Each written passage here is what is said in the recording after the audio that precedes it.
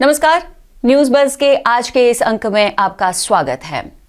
आज क्योंकि आप सब जानते हैं कि हम इस 14 फरवरी को काले दिवस के रूप में मनाते हैं और पुलवामा अटैक को याद करते हुए कहीं ना कहीं उन 40 परिवारों के प्रति हम सबके मन में जो संवेदनाएं हैं, जो श्रद्धा भाव है और सबसे ज़्यादा जो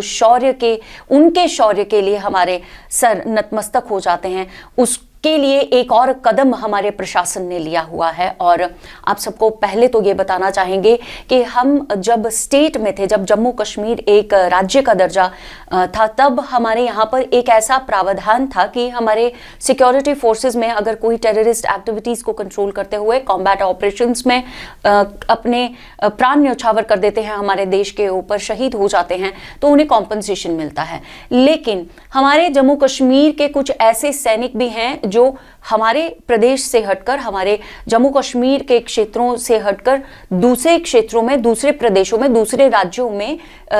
कार्यरत रहते हैं और सीमाओं पर जाकर के, नक्सल इलाकों में जाकर के वो ऐसे कॉम्बैट ऑपरेशंस में और ऐसे डिफेंस ऑपरेशंस में जो है अपने प्राण कई बार गंवा देते हैं या उन्हें इंजरीज हो जाती हैं। और ऐसे जो जवान, जम्मू कश्मीर के ऐसे जवान जो सेना में कार्यरत रहते हुए अन्य राज्यों में शहीद हो जाते थे या उन्हें कोई इंजरी आ जाती थी, ऐसी इंजरी जिसकी वजह से वे आगे अपने कार्य को एक सेनानी के रूप में पूरा ना कर पाए, उनके परिवारों को, उनके नेक्स्ट ऑफ किन्स को कोई ऐसी सुविधा प्राप्त नहीं होती थी, कोई ऐसा कॉम्पनसेशन नहीं दिया जाता था, क्योंकि ये कहा जाता था कि वो जुरिस्डिक्शन के बाहर हैं, इसलिए हमारे स्टेट के जितने भी प्रावधान हैं वो हमारे स्टेट के जुरिस्डिक्शन के अंदर ही दिए जाएंगे, हमारी जुरिस्डिक्शन के बाहर नहीं दिए जाएंगे। उस दूसरे राज्य में जहां पर उन सेनानियों के साथ में, उन सैनिकों के साथ में इस तरह की कोई गतिविधि सामने आई है, पेश आई है, तो वो राज्य उन्हें कुछ भी दे सकता है। लेकिन हमारा राज्य अपने ही नागरिकों के लिए ऐसा कोई प्रावधान नहीं रख रहा था। लेकिन इसे खारिज करते हुए और अब क्योंकि हम केंद्र शासित प्रदेश हैं और माननीय उपराज्यपाल मनोज सिन्हा जी की कवायद में हमारा प्रशासन जो है वो कार्य कर रहा है केंद्र सरकार की निगरानी में, तो ऐसे माहौल में एक नया फैसला लिया गया जिसकी घोषणा शनिवार को माननीय उपराज्यपाल ने अपनी एक प्रेस कॉन्फ्रेंस के माध्यम से दी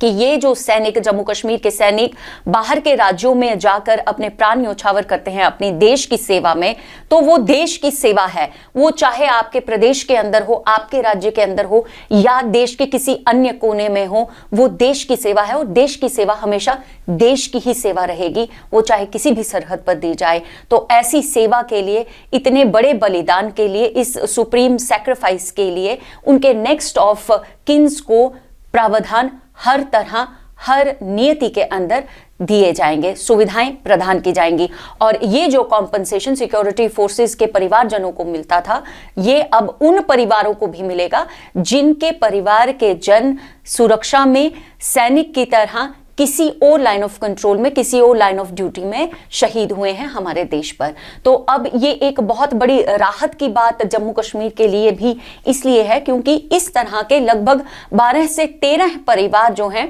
वो जम्मू कश्मीर में हैं और खास तौर पर 8 से 9 परिवार जम्मू संभाग के हैं। तो ऐसे परिवार जो हैं ये कई सालों से इस बात की गुहार लगा रहे थे कि जब एक घर का चिराग बुझ जाता है, और ऐसा चिराग जिसकी अर्निंग के माध्यम से हमारा, एक तो उनकी सेवा से हमारा देश चल रहा है और उनकी अर्निंग के माध्यम से उनका परिवार भी चलता है, और जब उनका फर्स्ट हैंड अर्नर ही नहीं रहा, वो देश पर न्यौछावर हुआ, तो उनके साथ ये भेदभाव क्यों होता है? देश की सेवा हर जगह रहकर देश की ही सेवा रहती है। उन्होंने हर जगह किसी और सीमा पर लोगों की ही रक्षा की है, इस देश के ही नागरिकों की सेवा की है। तो ये भेदभाव खत्म होना चाहिए। और कहीं ना कहीं प्रशासन तक ये बात पहुंचाने के लिए कई ऐसी एनजीओज जो हैं वो काम कर रही थी, और हमने आपकी मुलाकात अपने एक